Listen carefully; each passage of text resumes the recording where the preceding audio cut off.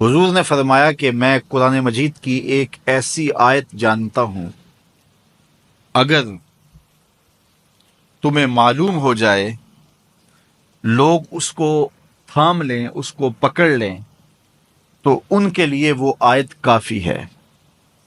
ایک آیت قرآن کی جو میں جانتا ہوں، اگر لوگ اس کو تھام لیں، اس پہ عمل پیرا ہو جائیں، اس کو روحوں میں اتار لیں، اس کو اپنے عمل کا حصہ بنا لیں، اس پر یقین و اذعان کا جہاں آباد کر لیں، تو فرمایا کہ وہ ایک آیت ہی ان کی پوری زندگی کے لیے کافی ہے۔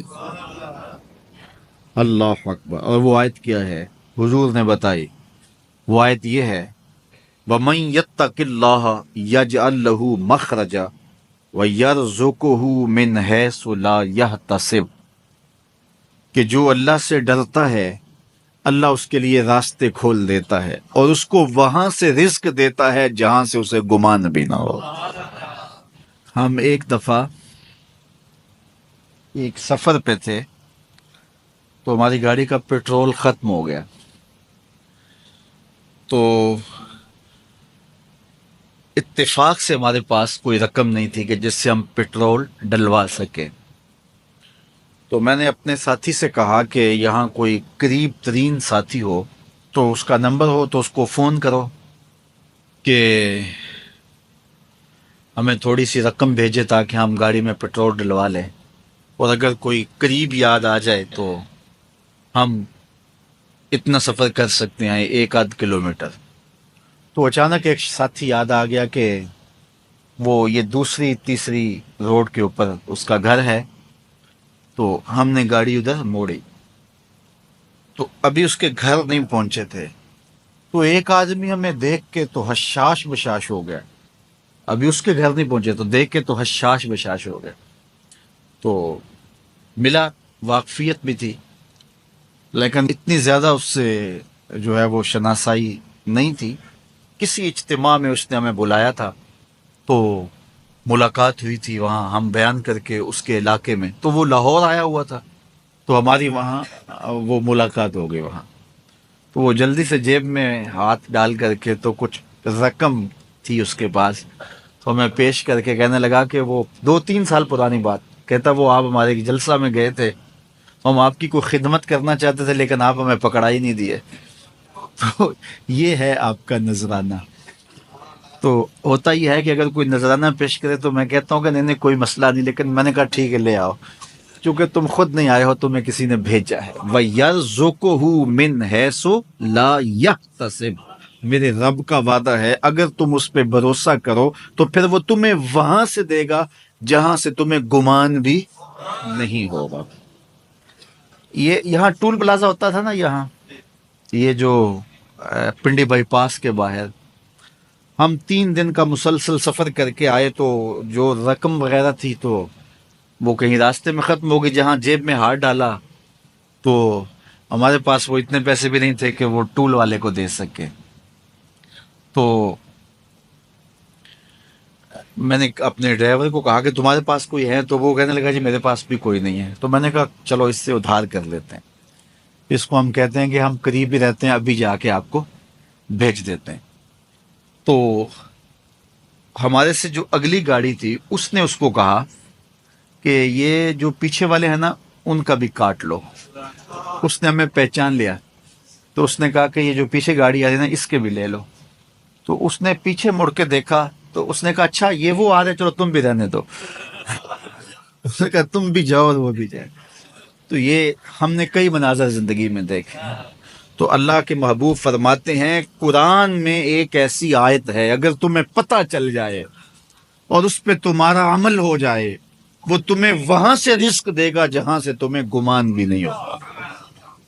اللہ اکبر۔ بہت سارے واقعات زندگی میں ایسے رونما ہوتے ہیں، یہ اچانک 2 باتیں میرے ذہن میں آ گئی تو میں نے آپ کے سامنے رکھ دیں تاکہ اس سے یقین میں پختگی ہوتی ہے، بالخصوص جو مبلغین ہیں ان کے لیے خاص طور پہ یہ باتیں ہیں۔ بس اس پہ توکل رکھ کے چلتے رہیں، پھر دیکھنا کہ اللہ تمہارے لیے کیسے اسباب مہیا کرتا ہے۔ تو 3 چیزیں ارشاد فرمایا کہ یہ منقطع نہیں ہوتی: صدقہ جاریہ، علم نافع اور صالح اولاد۔ اللہ ہمیں صدقہ جاریہ کی توفیق بھی دے۔ اور اللہ ہمیں علم نافع سیکھنے اور علم نافع آگے منتقل کرنے کی توفیق بھی دے، اور اللہ جل شانہ ہمیں توفیق عطا کرے کہ ہم اپنی اولاد کی ایسی تربیت کریں کہ کل ہمارے لیے وہ صدقہ جاریہ بنیں، اور ہمارے مرنے کے بعد بھی اور ہماری زندگی میں بھی ہمارے نامہ اعمال میں نیکیوں کے درج ہونے کا سبب و ذریعہ ہو، اور ہمارے لیے دعاؤں کا سلسلہ جاری رہے۔ انبیاء ہیں جو گناہوں سے پاک ہیں، جن پر گناہ کا ایک دھبا بھی نہیں ہے، باقی گناہ میرے میں بھی ہے، گناہ آپ میں بھی ہے، لیکن اگر ہم لوگوں کے گناہ اچھالنا شروع کر دیں گے تو ہمارے بھی گناہ اچھالے جائیں گے، بالخصوص اگر کسی نے کسی گناہ سے توبہ کر لی اور وہ اس گناہ کو چھوڑ کے نیک بن گیا۔ اب اگر کوئی بندہ اس کے اس گناہ کا ڈنڈورا پیٹتا ہے تو اللہ جل شانہ مرنے سے پہلے اس کو اس میں مبتلا کرے، یہ اس کی سزا ہوگی۔ اس کو اللہ نے معاف کر دیا، اس نے معافی مانگ لی، تم کون ہوتے اس کو ڈنڈورا پیٹنے والے؟ تو یہ فتنے پہلے تو باتیں جو ہے وہ منہ سے ہوتی تھی، اب تو یہ جدید ذرائع ابلاغ ہے جن میں چیزیں محفوظ ہو جاتی ہیں، اور لوگ جب چاہے کسی کی تذلیل کا منصوبہ بنائے اس کو ذلیل کرنے کی کوشش میں لگ جاتے ہیں۔ آئے روز جو ہے وہ ہم ایسے مناظر دیکھتے ہیں، اگرچہ وہ باتیں درست بھی ہوتی ہیں، لیکن جو کسی کے ذاتی معاملات ہوں، یہ بالخصوص سیاستدانوں کے اندر تو یہ بہت سارا ہے، تو باقی دینی طبقات کے اندر بھی ہے لیکن ان میں اور زیادہ ہے، تو یہ ایک بہت بڑا فتنہ ہے جس سے اللہ ہمیں محفوظ فرمائے۔ تو حضور نے ارشاد فرمایا، جس نے کسی مومن کی پردہ پوشی کی، کسی مسلمان کی پردہ پوشی، اللہ اس کا دنیا میں بھی پردہ رکھے گا، آخرت میں بھی پردہ رکھے گا۔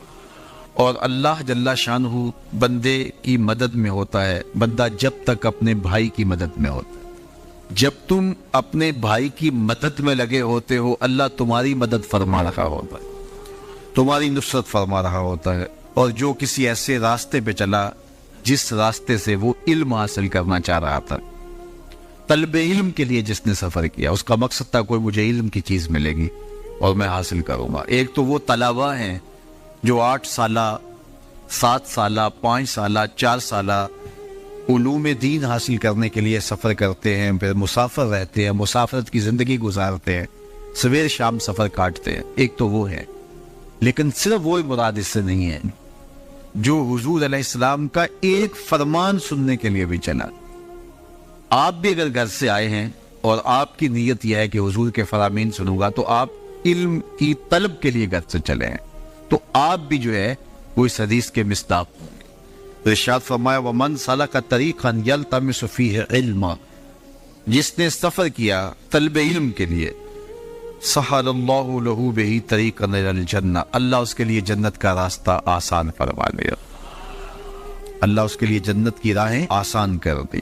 آپ صاحبزادوں کے نام، پیرزادوں کے نام، مولوی زادوں کے نام، سردار زادوں کے نام اور بڑے باپ کے بیٹوں کے نام اگلے لفظ اسی حدیث کے، جو عمل میں سست ہوا اس کا نسب اس کو تیز نہیں کرے گا۔ جو عمل میں سست ہوا تو وہ کہے کہ میں فلاں پیر کا بیٹا ہوں، میں فلاں مولوی کا بیٹا ہوں۔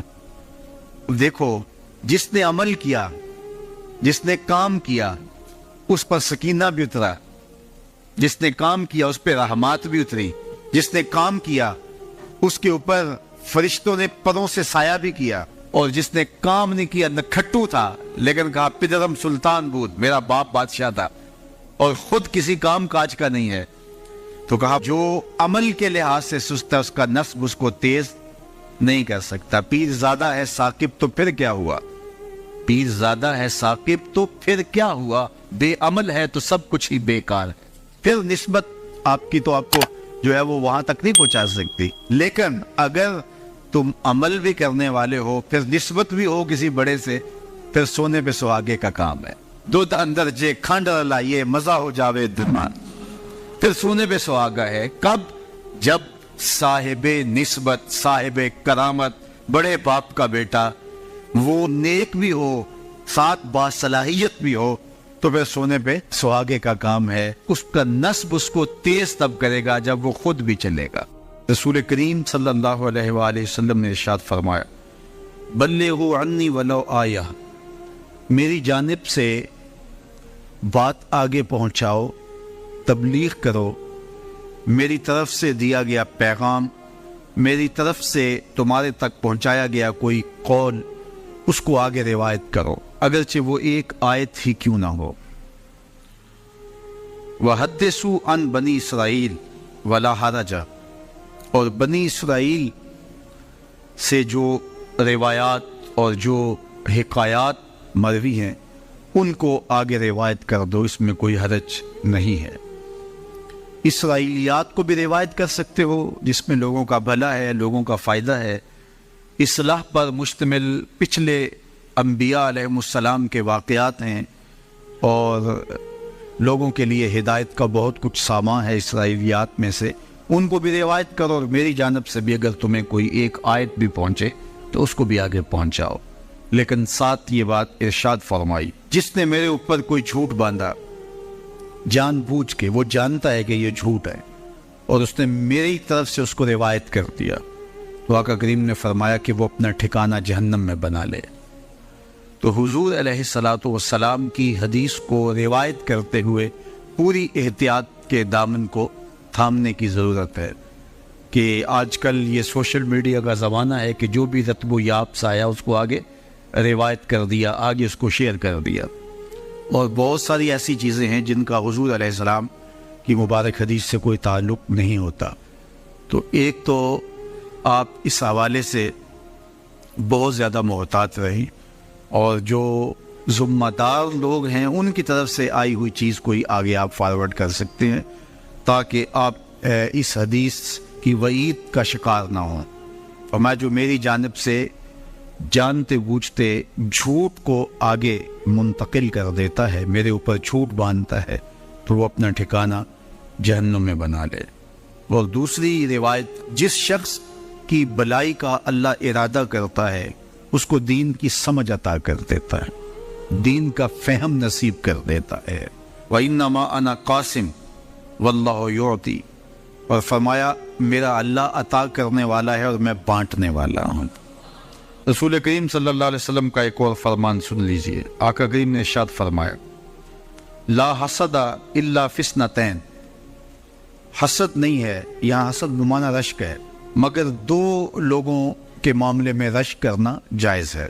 وہ شخص جس کو اللہ نے مال دیا، اس مال کو وہ راہ حق میں خرچ کرتا ہے، تو ایسے مالدار پر رشک کرنا جائز ہے۔ کاش کہ میں بھی صاحب مال ہوتا تو میں اس سے زیادہ خوبصورت مسجد تعمیر کرواتا، میں صاحب مال ہوتا تو میں اس طرح کے 10 مرکز تعمیر کروا دیتا۔ تو رشک کیا جا سکتا ہے، تو یہاں حسد بمانہ رشک ہے۔ تو فرمایا کہ حسد جائز نہیں ہے، لیکن دو اشخاص پر، ایک وہ جس کو اللہ نے مال دیا اور اس کو وہ مخلوق خدا کی بہتری کے لیے خرچ کرتا ہے، وَرَجُلٌ آتَاهُ اللَّهُ حِکْمَةً، اور وہ شخص جس کو اللہ تعالیٰ نے حکمت دی، دانائی عطا کی، علم دیا، فقاہت کے نور سے مالا مال کیا، اور وہ اس دی گئی حکمت سے، اس دانائی کے ساتھ فیصلے کرتا ہے اور اس کو لوگوں تک پہنچاتا ہے، اس کو سکھاتا ہے، تو اس پر رشک کیا جا سکتا ہے کہ آج یہ مسند انصاف پہ بیٹھ کے فیصلے کرتا ہے، مسند تدریس پہ بیٹھ کے لوگوں کو دین سکھاتا ہے، ممبر و محراب میں اللہ کے دین کے پیغام کو اوروں تک پہنچاتا ہے، تو یہ دل میں آرزو پیدا ہو، یہ دل میں تمنا پیدا ہو، کاش کہ اس مسند پہ میں بھی بیٹھوں اور میں بھی اللہ کے دین کو لوگوں تک پہنچا سکوں۔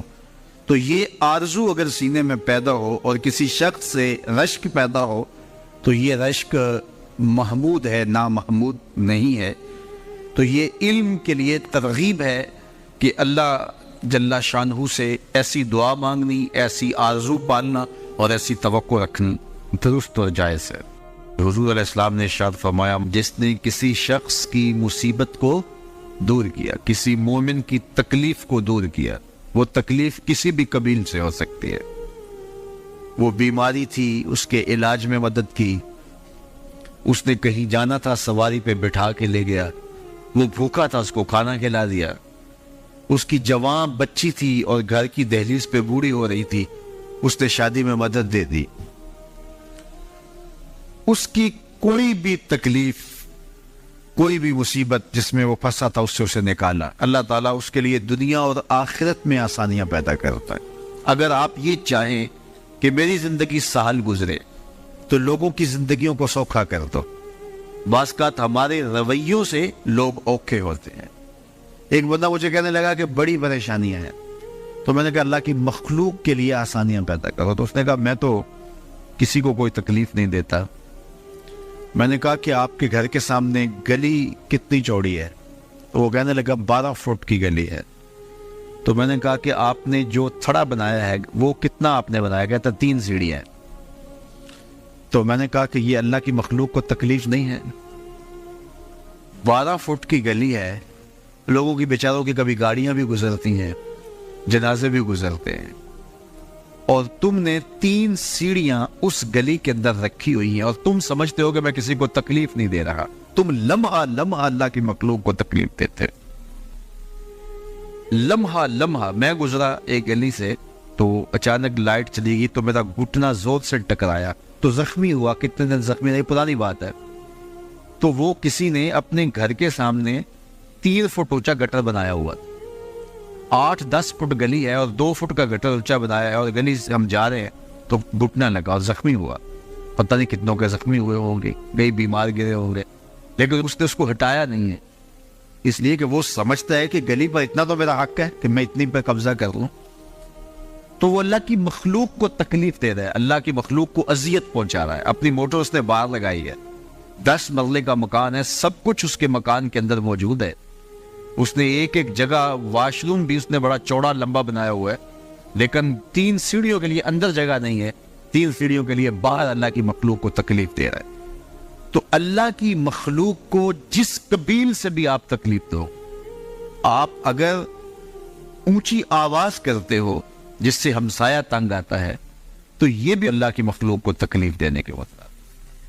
ہمارے دین نے تو ہمیں کس قدر آسانیاں سکھائی ہیں، کس قدر سہولتیں ہمارے دین نے ہمیں دی ہیں، اور لوگوں کی جان سوکھی رہے، لوگوں کو تکلیف میں مبتلا نہ ہونے دے، لوگوں کو اذیت میں مبتلا نہ ہونے دے. میں تو یہ بھی دیکھتا ہوں کہ لوگ 12 فٹ کی گلی ہے اور اس کے اندر دکان ہے، تو سامنے اس طرف کا جو ہے وہ موٹر سائیکل کھڑا کر کے تو اندر سے جو ہے وہ کوئی چیز خرید رہے ہوتے ہیں. تو باہر سے کوئی بیچارہ آ کے ہارن دے رہا ہو، کھلو جا، کوئی نہیں نکالی پہ. یعنی یہ بدتمیزی کی انتہا ہے، اور یہ ہمارے معاشرے کا المیہ ہے. لوگوں کے لیے اذیتیں پیدا کرنا، لوگوں کے لیے تکلیف پیدا کرنا، جبکہ ہمارے دین کی تعلیمات یہ ہے کہ دوسروں کے لیے آسانیاں پیدا کرو، دوسروں کے لیے جو ہے وہ خیر پیدا کرو تو تمہارے لیے خیر پیدا ہو. تو اس لیے فرمایا گیا کہ جس نے کسی شخص کے لیے آسانی پیدا کی تو اس کے لیے بھی آسانی پیدا ہوگی، لیکن صرف دنیا پہ نہیں ہوگی، بلکہ اس کے لیے اس کے بدلے میں آخرت میں بھی آسانی پیدا ہو. تو یہ اگر ہم مزاج زندگی بنا لیں تو وقت نہیں لگتا کوئی اس پہ، تو اللہ تعالیٰ جل شانہ آسانیاں پیدا کر دیتا ہے. ویسے بھی آپ کسی کی دل جوئی کریں، کسی شخص کی مدد کریں، کسی کے لیے آسانی پیدا کریں محض اللہ کی رضا کے لیے، آپ کے اندر جو طمانینت اترے گی، جو ٹھنڈ پڑے گی، اس کا کوئی جواب ہی نہیں ہے.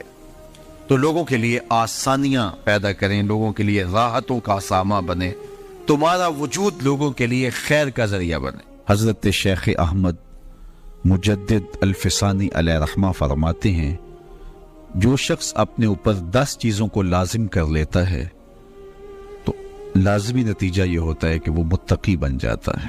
سب سے پہلی بات آپ فرماتے ہیں زبان کو غیبت سے بچائے. اتقاء کے حصول کے لیے زبان کو پاک کرنا ضروری ہے. انسان کے زیادہ تر گناہ اس کی زبان کی وجہ سے ہیں، اور غیبت یہ بدترین عمل ہے، اور اس کو بدکاری سے بھی برا قرار دیا گیا ہے. الغیبت اشد من الزنا. تو اپنی زبان کو غیبت سے بچائے. دوسری بات ارشاد فرمائی کہ بدزنی سے بچے، کسی سے خام خواہ بدگمان ہو جانا اور اپنے دل کو کسی کے لیے میلا کر لینا اور اس کی بدگمانی دل میں پالنا، یہ تقوی کے منافی ہے۔ تو کسی کی بدگمانی سے، بدظنی سے اپنے دل کو بچائے، زبان کو غیبت سے بچائے، دل کو بدگمانی سے بچائے، اور مسخرہ پن سے بچے۔ طبیعت کی خوش مزاجی یہ معنی نہیں ہے، لیکن مسخرہ پن اور چیز ہے، اس سے روک دیا گیا۔ چوتھی چیز حضرت شیخ احمد فرماتے ہیں کہ اپنی آنکھ کو حرام سے بچائے۔ اپنی آنکھ کی حفاظت کرنے سے تقوی حاصل ہوتا ہے۔ جب آنکھ خراب ہوتی ہے تو دل خراب ہوتا ہے، جب دل خراب ہوتا ہے تو پھر پورا بدن خراب ہو جاتا ہے۔ پانچویں چیز ارشاد فرمائی، ہمیشہ سچ بولے۔ جھوٹا شخص کبھی متقی نہیں ہو سکتا۔ مومن سچا ہوتا ہے، مومن جھوٹا نہیں ہوتا، اور تقوی کے اصول کے لیے سچ شرط ہے۔ چھٹی چیز ارشاد فرمائی، ہر حال میں اللہ کا احسان مانے۔ جب کوئی بھی انسان پر بہتری آئے تو اس وقت یہ کہے کہ یہ میرے رب کا احسان ہے کہ مجھے یہ حاصل ہوا ہے۔ بہت سارے لوگ اپنی محنت کا نتیجہ قرار دیتے ہیں کہ یہ میں نے کیا تو اس کے نتیجے میں یہ ملا۔ اس کی کرم نوازی ہے کہ اس نے ایسا کر دیا۔ صحت میرا کمال نہیں، یہ اللہ کی عطا ہے۔ علم میرا کمال نہیں، یہ اللہ کی عطا ہے۔ لہجوں کی خوبصورتی یہ اس کی عطا سے ممکن ہے۔ اس نے آنکھوں میں روشنائی رکھی، اس نے توفیق عمل نصیب فرما دی۔ تو مت سمجھے کہ یہ کوئی میرا کمال ہے۔ اللہ کا احسان مانے گا تو غرور پیدا نہیں ہوگا، تکبر پیدا نہیں ہوگا۔ تو ہر حال میں اللہ کا احسان مانے، جو بھی خیر اس کو ملے وہ کہے یہ میرے رب کی طرف سے ہے، اور اگر اس کا کرم نہ ہوتا تو یہ عمل مجھے نصیب نہ ہوتا۔ ساتویں چیز، اپنا مال راہ حق میں خرچ کرے، ناحق راستے پر ایک درہم بھی خرچ نہ کرے۔ کمایا ہوا مال راہ حق میں خرچ کرنے سے اتقاء کی دولت نصیب ہوتی۔ اللہ قیامت کے دن بندے کے قدم اپنے حضور سے ہٹنے نہیں دے گا جب تک اس سے 3 سوال نہیں کر لے گا۔ ان میں سے ایک سوال یہ ہوگا کہ مال کمایا کہاں سے، مال خرچ کہاں کیا۔ اس لیے یہ اپنی طبع کے اندر لازم کر لے کہ کبھی بھی اس کا مال کسی ناجائز اور فضول کام میں خرچ نہ ہو، راہ حق میں اس کا مال لگے۔ آٹھویں چیز، نفس کے لیے کبھی بڑائی بلندی نہ چاہے، اس سے طبیعت میں سرکشی آئے گی، اور تقوی کے راستے میں یہ عمل مانے، اور نمازوں کی حفاظت کرے۔ نمازوں کی اگر حفاظت نہیں کرتا تو باقی سارے عمل اس کے پاس ہیں، تو وہ متقی کیسے بن سکتا ہے؟ چونکہ یہ تو اسلام کا بنیادی فریضہ ہے جو اہل ایمان پر لازم کیا گیا ہے۔ اور 10ویں چیز حضرت شیخ فرماتے ہیں، عقیدوں کی صحت کا خیال رکھے، اپنے عقیدے، اپنے نظریات خوبصورت رکھے، وہی جو شروع سے صحابہ سے لے کے دور موجود تک چلے آ رہے ہیں، ان کی مطابقت کے اندر اپنے عقیدے رکھے۔ نظریات کا عکس اعمال میں ہوتا ہے، اگر نظریات اچھے نہیں ہیں تو اعمال بھی اچھے نہیں ہیں۔ تو یہ 10 خوبیاں اور 10 چیزیں اگر کسی شخص نے اپنے اندر لازم کر لیں تو پھر لازمی نتیجہ یہ ہے کہ وہ متقی بن جائے گا، وہ پرہیزگار بن جائے گا، وہ مستجاب الدعوات ہوتا ہے۔